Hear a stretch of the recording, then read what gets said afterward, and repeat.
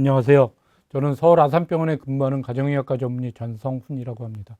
오늘 제가 말씀드리려고 하는 건 만성 콩팥병의 예방과 관리입니다. 많지는 않지만 최근에는 그 신장이 나빠진다거나 건강검진에서 크레아틴이나 소변 검사 이상이 생겼을 때 만성 콩팥병으로 넘어가지 않는지 걱정하시는 경우가 많이 있어서 어떤 경우에 넘어갈 수 있고 그다음에 설사 생기면 어떻게 관리해야 되는지에 대해서 말씀드리려고 합니다.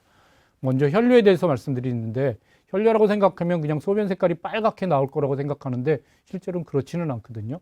소변이 맑은 소변으로 나왔는데 혈류라고 생겼다고 하는 건 눈으로 보이지는 않지만 소변 현미경에서만 보이는 현미경적 혈류가 생겼을 때 맑은 소변이 있긴 하지만 그럴 때 혈류가 생길 수 있고요. 그다음에 소변 색깔이 붉게 되는 거는 유관적 혈류라고 해서 소변 그 혈류의 양이 좀 더 많아졌을 때 그렇게 생길 수 있고요. 그다음에 그것뿐만이 아니라 소변 색깔이 빨개지는 건 결핵약 중에서 리판핀이라고 하는 약을 먹었을 때 소변 색깔이 빨개지는 걸 볼 수 있고요. 근육이 분해되는 병이 생겼을 때도 붉은 소변이 나올 수 있습니다. 그다음에 이제 혈류를 원인을 검사해 보면 원인이 찾아지지 않는 경우도 있습니다. 그러면 혈류가 어디서 생기느냐?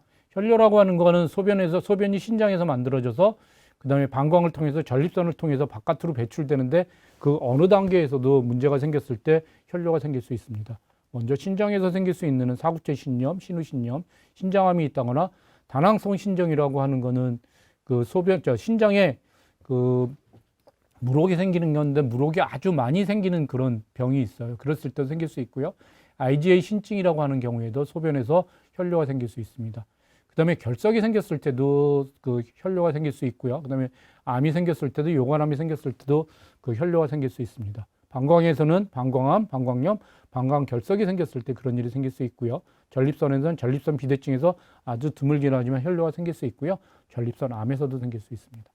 혈류가 생겼을 때 우리가 제일 처음에 그 특징적인 두 가지가 응급실에서 많이 보게 되는데요. 첫 번째로는 굉장히 옆구리가 아파서 혈류가 있어서 오는 경우에는 굉장히 심한 통증으로 왔을 땐 결석인 경우가 많이 있으세요. 그래서 아주 심한 통증을 가지고 오기 때문에 그렇게 발견되는 경우가 있고요. 그 다음에는 방광암을 많이 볼 수 있습니다. 방광암은 담배 피는 남자분들한테 그 혈류가 생겼을 때 의사들이 제일 먼저 의심하는 건데 이거는 예방하는 건 담배 끊는 게 1번입니다. 그래서 담배를 많이 피는 나이 드신 남자분들이 방광암이 드물지 않게 생길 수 있으니까 그렇게 보셔야 하고요. 그 다음에 혈류의 원인을 검사하기 위해선 지금 말씀드렸던 대로 신장, 요관, 방광, 전립선을 다 검사해 봐야 되는데 기본적으로 피 검사하고 소변 검사를 통해서 어디서 생기는지 일단 예상할 수 있고요. 그 다음에 신장 검사하는 거는 신장 초음파 검사나 신장 조직 검사나 이런 걸 할 수 있고요. 그 다음에 요로결석이나 이런 검사는 복부 CT 같은 걸 통해서 돌이 어디에 들었는지 확인해 볼 수 있습니다. 방광을 검사하는 방법은 방광 내시경을 통해서 방광에 암이 있는지 결석이 있는지 이런 것들을 검사해 볼 수 있고요. 그 다음에 전립선 암이 있다면 전립선 조직 검사를 한다거나 전립선 비대증은 항문에 손을 넣어서 검사한다거나 전립선 초음파를 한다거나 그렇게 하게 됩니다. 그래서 혈류를 검사한다는 게 사실은 간단하지는 않아요. 지금 말씀드린 것들은 여기서부터 여기까지 다 검사해 봐야 되니까 그 심장 초음파, 그다음에 복부 CT, 방광 내시경 이런 여러 가지 검사를 해서 문제가 없는지 확인해야 되고 특히 나이 든 남자들 같은 경우는 철저히 검사하게 됩니다. 그다음에 이제 단백뇨라고 하는 게 생길 수 있는데 단백뇨라고 하는 건 우리 몸속에서 단백질이 꼭 필요하기 때문에 신장에서 단백뇨를 소변으로 내보내지 않고 우리 몸속에서 다 흡수하게 되거든요. 우리 몸속에서 다 사용하게 되는데 그렇다고 단백뇨가 보인다고 해서 다 문제가 되는 건 아니고요. 기립성 단백뇨나 일시적인 단백뇨는 한번 생겼다거나 오래 서 있다거나 운동을 많이 한 경우에 단백뇨가 생기기도 하는데 검사를 다시 해보면 단백뇨가 보이지 않는 경우가 많이 있어요. 여러분들 이게 그 단백뇨를 걱정돼서 제일 많이 오는 거가 소변에서 거품이 생긴다고 이게 문제가 되지 않는지 당뇨나 아니면 단백뇨가 아닌지 걱정돼서 많이 찾으시는데요. 그 거품이 생긴다고 하는 것 자체만 가지고 단백뇨를 진단하실 수는 없습니다. 소변 검사에서 소변에서 단백질이 보이는지 안 보이는지 검사해야만 확인할 수 있고요. 그다음에 이제 이렇게 되는 경우 문제 없겠고 지속적인 단백뇨는 검사할 때마다 단백질이 보이는 건데 소변에서 아까 말씀드렸던 대로 단백질이 우리 몸속에서 꼭 필요한 거기 때문에 단백질이 배출되지 않도록 미리 막아주거든요. 그래서 이런 게 문제가 생겼을 때 생기는 게 신중훈이라고 하는 것은 소변에서 단백질이 굉장히 많이 빠져나가기 때문에 단백질이 그 신장에서 많이 빠져나가 있기 때문에 보일 수 있는 거고요. IgA 신증도 마찬가지입니다. 그다음에 우리 몸속에서 단백질을 너무 많이 생겼을 때도 소변에서 단백질이 보이거든요. 그 다발성 골수종이라고 그 혈액 질환의 일종이, 혈액암의 일종이, 이런 경우에도 소변에서 단백질이 많이 보였을 때 이거를 그 검사를 해서 진단되기도 합니다. 그래서 단백뇨라고 해서 문제가 되는 경우도 있고 문제가 되지 않는 경우도 있습니다. 그다음에 또 한 가지 말씀드릴 수 있는 건 미세단백뇨라고 하는 건데, 미세단백뇨가 당뇨경색 신증 초기에 발견될 수 있습니다. 이게 계속 진행될 가능성이 있기 때문에 미세단백뇨를 그 당뇨병이 있으신 분들은 생기는지 안 생기는지 문제를 보기 위해서 1년에 한 번 정도는 미세단백뇨 검사를 시행하게 됩니다. 그다음에 이제 이런 게 생겼을 때 그 진단하는 방법은 뭐냐면 소변 검사, 혈액 검사, 신장 조직 검사 같은 걸 하게 되고요. 그다음에 이제 필요한 경우에는 그 단백뇨를 떨어뜨리는 그런 작용을 하는 약물이 있기 때문에 그런 약물 치료를 하기도 합니다. 그게 되게 혈압약 중에서 사용할 수 있는 약물이 있으니까 그런 약물을 치료하기도 합니다.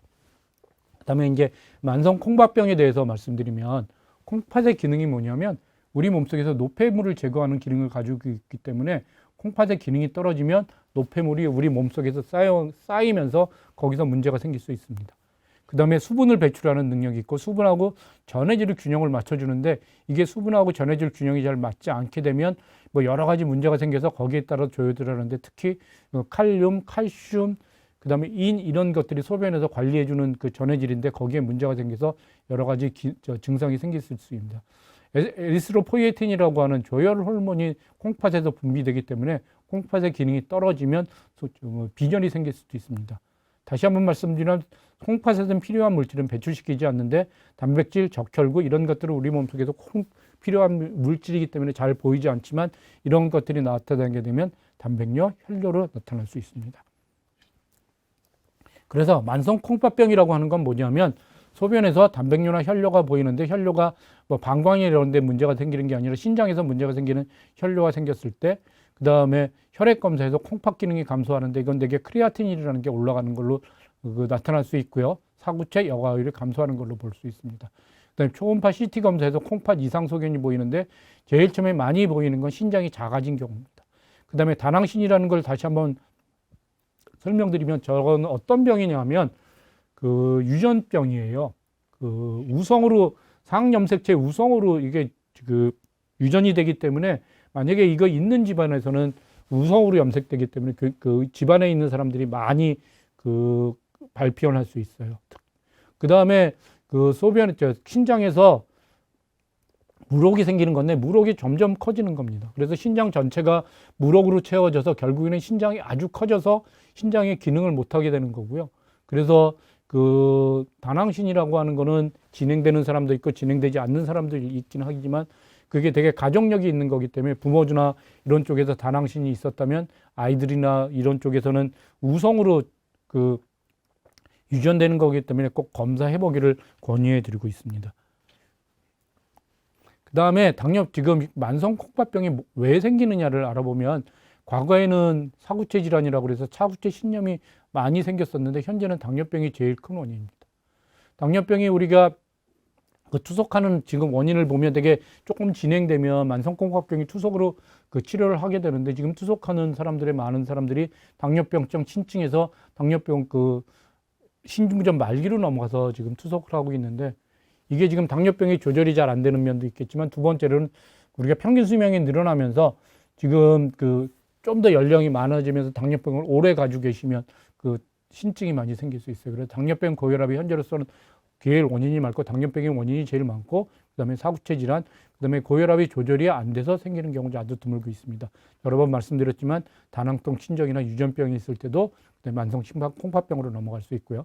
그다음에 요로가 폐쇄됐을 때도 드물긴 하지만 나타날 수 있는데, 신장 요로결석이 생겼을 때, 전립선 비대증이 생겼을 때 드물게 생길 수 있고요. 그다음에 콩팥에 나쁜 약물을 사용했을 때도 문제가 생기기도 하는데, 우리가 진통소염제가 여기 제일 앞에 써 있는데, 이건 뭐냐면 우리가 사용하게 되는 관절염이 있거나 아니면 이런 경우에는 진통소염제를 먹어야 되는 경우가 많이 생기거든요. 근데 진통소염제를 계속 먹으면 문제가 없으면 좋겠는데, 지금 말씀드렸던 것처럼 양이 많다거나 오랫동안 먹게 되면 콩팥이 나빠질 수도 있기 때문에 가능하면 적게 안 먹을 수 있도록 노력하셔야 합니다. 그 다음에 콩팥에 나쁜 항생제나 항암제를 많이 사용했을 때도, 그 다음에 이게 원인이 돼서 만성 콩팥병으로 넘어가실 수도 있습니다. 그 다음에 증상은 뭐냐면, 제일 처음에는 증상이 없는 경우가 많이 있어요. 내가 건강검진을 했더니 크리아틴이 조금 높아졌습니다. 그래서 어떻게 해야 됩니까? 그 다음에 소변검사를 했더니 단백뇨가 뭐 투 포지티브가 나왔으면 어떻게 해야 됩니까? 이럴 때는 관리를 잘 하면 되겠지만, 그 다음에 그것이 지나갔을 때 조금 지나면 생길 수 있는 게 붓는 게 제일 많으세요. 손발이 붓거나 붓는 게 제일 많고, 그 다음에 고혈압, 신부전이 나타날 수 있어요. 붓는 거에서 말씀드린다면, 눈두덩이가 붓는 게 나타날 수 있고요. 그 다음에 그 신발 신었을 때, 양말 신었을 때 서서 그 활동했을 때 양말 자국이 심하게 나타나면서 안 없어지는 이런 일이 생겼을 때 부종이라고 진단할 수 있어요. 그 다음에 증상은 뭐냐면 요독증이라고 하는 건데, 소변에서 단백질이 분해돼서 배출시켜야 되는데 이게 분출되지 못하면 요독증이라는 게 생기는 거고, 그게 생긴다면 그다음에 무력감, 구역감, 구토, 가려움증 이런 게 굉장히 진행되겠습니다. 그래서 이런 경우에 이런 것들을 치료하기 위해서 약물 치료를 하기도 하고요. 그 다음에 칼슘, 인, 칼륨 불균형이 생기면 먼저 칼슘 같은 게 생기면 근무력증이나 저림 같은 게 생길 수 있고요. 그 다음에 칼륨이 만약에 높게 되면 심장이 천천히 뛰거나 부정맥이 생기거나 아주 드물게는 심정지가 올 수도 있습니다. 그다음에 빈혈이라고 하는 건 신장에서 만들어지는 그런 조혈 호르몬이 분비되지 않기 때문에 빈혈이 생길 수 있고, 빈혈이 그런 경우에는 약물 치료가 아니라 빈혈 주사를 맞게 됩니다. 그러면 치료는 어떻게 해야 되느냐? 약물 치료는 우리가 의사들한테 맡겨야 되겠지만 제일 중요한 거는 우리들이 할 수 있는 걸, 환자 입장에서 할 수 있는 건 뭐냐면 1번이 저염식입니다. 근데 저염식이 굉장히 어려운 게 뭐냐면, 우리 한국 사람들은 굉장히 짜게 먹는데, 그 짜게 먹는 음식 두 가지가 뭐냐면 국하고 김치예요. 근데 국하고 김치가 없으면 사실은 밥이 맛이 없어서 잘 못 먹거든요. 그래서 국하고 김치를 먹지 말아라 하면 사실 밥맛이 없어지는 거예요. 그렇지만 그걸 적응하시면 좋겠어요. 그래서 염분을 섭취하면 혈압이 높아지는 일이 생기고, 그게 혈압이 높아지면 콩팥 기능이 악화되고요. 그다음에 만성 콩팥병 환자들은 염분 배선 능력이 없어서 그 몸속에서 그 염분이 쌓이게 되거든요. 그래서 그런 붓는다거나 그런 일이 생길 수 있으세요. 그래서 저염식을 하실 때는 주로 반찬에서 익숙해지도록 하시면 좋겠고, 국이나 찌개 섭취를 줄이면 좋겠고, 김치는 굉장히 짜지 않도록 먹는 게 중요하고요. 그 다음에 인스턴트 음식에 사실은 소금이 굉장히 많이 들어요. 맛있는 음식의 특징이 뭐냐면 달고 짠 거거든요. 간이 맞지 않으면 사실 음식이 맛이 없기 때문에 우리가 외식이나 인스턴트 식품은 굉장히 짜게 나오는 겁니다. 그래서 그런 음식을 먹지 않도록 주의하시는 게 저염식을 위해서 굉장히 잘 관리하셔야 하는 측면입니다. 그 다음에 제가 말씀드렸던 대로 단백질이라고 하는 것이 신장에 굉장히 나쁜 영향을 미치거든요.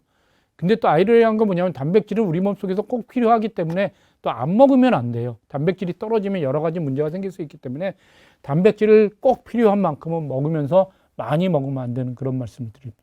단백질은 몸 안에서 요독이라는 노폐물을 생산하고, 이 요독은 신장을 통해서만 배출되는 거고요. 그래서 단백질을 많이 섭취하면 콩팥에 부담이 됩니다. 그래서 지나친 단백질 섭취를 줄이라고 말씀드리는 겁니다. 그래서 여러분들 지금 다이어트 하면서 고탄 저지라고 해서 지금 탄수화물은 적게 먹고, 그다음에 지방이 많이 들은 걸 먹으면 심지어는 완전히 단백질만 먹는 경우도 있거든요. 장기적으로는 그렇게 많이 먹었을 때 신장에 나쁜 영향을 미칠 수도 있을 거라고 우려하는 그런 포인트가 여기입니다. 그래서 단백질은 꼭 필요하기 때문에 먹긴 해야 되겠지만 지나치게 먹는 거는 신장에 부담을 줄 수 있다는 말씀을 드립니다. 그 다음에 칼륨, 원소 기호는 K라고 하는 건데요. 이게 뭐냐면 우리 몸속에서 꼭 필요한 물질이긴 한데, 그러니까 콩팥 기능이 저하질 때는 칼륨이 높아지면 혈압을 떨어지는 역할을 하는데, 콩팥병이 생기면 칼륨이 잘 나가지 않아요. 칼륨이 많이 들어가면 근육이 힘이 없어지고 부정맥, 그 다음에 심정지가 생길 수도 있어요. 우리 칼륨이 어디 많이 들어있냐면 바나나에 많이 들어있거든요. 경련이 생겨요. 사실은 저게 부족하면. 그래서 여러분들 골프 중계 많이 보면 골프 선수들이 제일 많이 먹는 음식이 사실은 바나나거든요. 칼륨이 떨어뜨리지 않기 위해서 바나나를 많이 먹는데, 정상인 사람에는 저게 많아도 안 되고 적어도 안 돼요. 어쨌거나 그렇게 신선한 과일과 채소에 많이 들어있어요.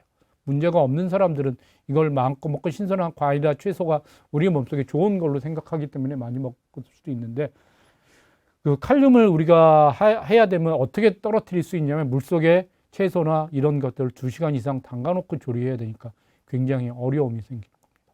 그래서 신장병을 가지고 만성 콩팥병을 가지고 계신 분들이 식이요법을 하면 참 어려운 게 뭐냐면 그 나트륨 떨어뜨려야 되고 저염시켜야 되고 칼륨 떨어뜨리는 그런 거를 해야 되기 때문에 어렵긴 하지만 잘 적응해서 잘 치료하시도록 그렇게 해주시면 좋겠습니다. 이게 지금 보여드리는 그림은 뭐냐면 첫 번째로 나트륨, 이건 저염식에 관련된 얘기고요. 칼륨 제가 말씀드렸고, 크레아틴인은 우리 몸속에 신장의 기능을 나타내는 그런 물질입니다. 우리가 콩팥이 남아있는 정상이 이 정상 범위에 들었을 때 50% 떨어질 때까지는 증상이 없을 뿐만더러 그 다음에 검사에도 나타나지 않아요. 이게 제일 어려운 점이에요. 50% 정도 나빠져야 신장에서 비록 피검사에서 나타나는 거고, 그 다음에 25% 가까이 없어져야 칼륨이 나타나는 거예요. 나트륨이라는 거 하는 건 우리 몸속에서 굉장히 중요한 물질이기 때문에 콩팥 기능이 암만 나빠져도 떨어지지 않아요. 그래서 나트륨을 떨어뜨리기 위해서 우리가 노력해야 되는 게 싱겁게 먹는 거, 저염식을 해야 되는 거고요. 그 다음에 이제 이 정도 지나서 크레아틴이 조금 올라가고 붓고 이런 일이 생기면 먼저 저염식을 시작하게 되고요. 조금 더 지나서 조금 나빠지는 일이 생기면 이제 칼륨이 높아지니까 칼륨을 떨어뜨리는 약물이 있으니까 약물 같은 걸 쓰다가 그것도 잘 안 되거나 잘 조절이 안 되면 결국에는 식사 조절을 해야 되는데, 식사 조절은 채소에 많이 들어있으니까 채소를 식사하기 전에 2시간 동안 물속에 담아서 칼륨을 빼내고 그 다음에 조리해야 되는 그런 절차를 밟게 됩니다. 그 다음에 이제 크레아틴이라고 하는 거는 신장의 기능을 나타내는 그런 물질인데, 이게 제일 어려운 점이 뭐냐면 여기까지 천천히 나빠지다 일단 나빠지기 시작하면 너무 급격하게 나빠지는 거예요. 그래서 이 시기에 찾아서 잘 이 시기가 이렇게 늦어지도록 관리를 해야 되는 거고, 조금 올라가서 되게 여기에서 발견되는데, 여기에서 발견되면 신장 기능이 빨리 나빠지는 것을 경험할 수 있다는 게 신장병의 굉장히 어려운 치료의 어려움입니다. 그 다음에 이제 우리 소변에서 신장에서 하는 기능 중에 하나가 수분을 조절하는 거라고 말씀드렸는데, 수분을 조절하는 거는 우리 소변을 수분이나 전해질을 조절하는 능력이 떨어지게 되거든요. 그래서 소변량이 떨어지게 돼요. 그러면 소변량이 떨어지면 우리가 하려고 하는 거는 물을 많이 먹게 되는 거거든요. 물을 많이 먹어서 소변량을 늘려야지 이렇게 생각할 수 있어요. 그러면 어떻게 되냐면 소변량이 떨어지면서 물을 많이 먹으면 쉽게 얘기하면 우리가 물속에 빠지는 일이 생기는 거예요. 물속에 빠지는 일은 뭐냐면 이게 폐에 물이 차가지고 숨차서 움직이지 못한다거나 심부전에 빠진다거나 이런 심각한 일이 생길 수 있어요. 그래서 이제 맨 처음에는 그런 걸 경험하게 되면 두 번째로는 이제 물을 안 먹게 돼요. 물을 먹지 말아야지. 소변량이 떨어지니까 물을 먹지 말아야지. 그러면 저 나트륨 혈증하고 탈수하고 어느 게 더 나쁘냐? 탈수가 훨씬 나쁘세요. 탈수가 생겼을 때 콩팥이 제일 빨리 나빠져요. 그래서 이게 좀 어렵긴 한데, 탈수라고 하는 건 뭐냐면 우리 몸속에서 목마르거나 이런 것들로 나타날 수 있고 여러 가지로 나타날 수 있는데, 물을 적절하게 마시는 게 중요하세요. 그래서 소변량이 많은 물을 많이 먹어도 되지 않겠지만 탈수는 피하면서 조절을 할 수 있도록 그렇게 관리를 잘 하시도록 하셔야 됩니다. 그래서 물을 많이 먹는 것만 피한다면 탈수는 피할 수 있을 것 같고요. 물을 많이 먹는 게 결코 콩팥이 나빠졌을 때 좋은 게 아니라는 거 첫 번째로 말씀드릴 수 있고, 그 다음에 연세 드신 분들 중에서 싱겁게 먹는다고 아주 극도로 싱겁게 먹게 되면 정상적으로 물을 먹는다 하더라도 저 나트륨 혈증에 빠지기도 해요. 그래서 그것도 조심하시도록 그렇게 하시면 좋겠습니다. 그 다음에 술, 담배 끊는 게 중요하다고 말씀드릴 수 있는데요. 술, 담배는 지금 담배를 피게 되면 혈관의 수축으로 혈압이 올라가고, 그 다음에 그거는 콩팥으로 가는 혈액량이 감소되고요. 그 다음에 음주는 혈압을 올리고 단백뇨가 증가하는 그런 일이 생길 수 있고요. 그 다음에 흡연과 음주를 함께 하면 만성 콩팥병의 위험성이 4.9배 증가하는 걸로 알려져 있습니다. 그 다음에 이제 체중을 줄이는 게 도움이 되실 수 있으세요. 콩팥병에 문제가 생기면 제일 많이 의사들이 권유하는 게 체중을 좀 줄여주십시오. 체중을 줄이면 도움이 될 수 있습니다. 이렇게 말씀드렸는데, 체중이 많이 생기는 비만 환자는 당뇨병이나 고혈압의 위험성이 증가되고요. 그 다음에 비만은 콩팥 주변에 지방이 쌓여서 악영향을 미칠 수 있고 단백뇨와도 연관이 있으세요. 우리가 비만하신 분들이 콩팥병이 생길 때 체중을 줄이면 첫 번째로 크레아틴이라고 하는 건 단백질이 분해되면서 올라가는 그런 수치이기 때문에 우리 몸속에 있는 근육량이 좀 줄어들게 되면 그것 때문에도 우리 신장의 부담이 감소돼서 단백뇨도 감소되고 크레아틴도 떨어지기 때문에 신장병이 만약에 발견됐다고 하면 제일 먼저 해야 될 일이 체중을 적정 체중으로 유지하는 게 제일 중요하고 그 자체만으로도 치료를 하실 수 있다고 말씀드릴 수 있습니다. 그럼 치료하는 게 뭐냐? 굉장히 어려워요. 여러 가지를 다 해야 되니까 먼저 고혈압하고 당뇨병 치료를 철저하는 게 1번이고요. 그 다음에 칼슘, 나트륨, 칼륨, 이런 것들이 다 불균형이 됐을 때 그거를 맞출 수 있도록 여러 가지 약을 드리고요. 그 다음에 산증이 생기는 거라든지 뭐 그런 거에 대해서 아주 많은 약이 처방될 수 있고요. 그 다음에 빈혈이 생긴다면 빈혈 주사를 처방해서 그 주사를 맞기도 합니다. 그 다음에 그것이 좀 더 진행된다면 복막투석, 혈액투석이 하기도 하고요. 그 다음에 신장 이식을 해야 되는 단계로 넘어가실 수도 있습니다. 그래서 고혈압과 당뇨병의 꾸준한 치료는 뭐냐면 고혈압, 당뇨병이 만성 콩팥병의 가장 큰 원인이니까 약을 규칙적으로 먹는 게 무엇보다 중요하세요. 고혈압을 철저하게 조절하는 게 중요하고 콩팥 기능이 떨어지면 인슐린이 잘 사용되지 않기 때문에 그 저혈당의 위험성이 증가하고요. 그다음에 심한 운동은 아니겠지만 중등도의 운동 이상의 운동은 규칙적으로 하는 게 중요하십니다. 그리고 이제 마지막으로 말씀드릴 건 뭐냐면 우리가 병원에 와서 할 일이 뭐냐면 정기적으로 단백뇨하고 신장 기능이 없는지 혈액 검사를 2, 3개월마다 되게 한번 하게 될 거고요. 그다음에 정기적인 검사를 통해서 내가 상태가 어떤지 따라서 그 상태에 따라서 치료하는 게 굉장히 중요합니다. 그다음에 필요한 약만 복용하는 게 제일 드리고 싶은 말씀이고요. 콩팥으로 약물을 배설할 수 있는 기관이니까 어떤 것이 되게 약물은 그 신장하고 간을 통해서 배설되거든요. 그래서 신장이나 간에 그 부담을 주게 되는데 불필요한 약제, 특히 건강보조식품은 신장에 부담을 주는 게 있고요. 그다음에 진통소염제, 항상제, 그다음에 그 CT나 MRI 검사할 때 쓰는 조영제가 신장에 나쁜 영향을 미칠 수도 있어요. 그래서 그런 것들을 뭐 미리 필요할 때만 검사를 하겠지만 그런 면이 있다는 걸 알아주시면 좋겠어요.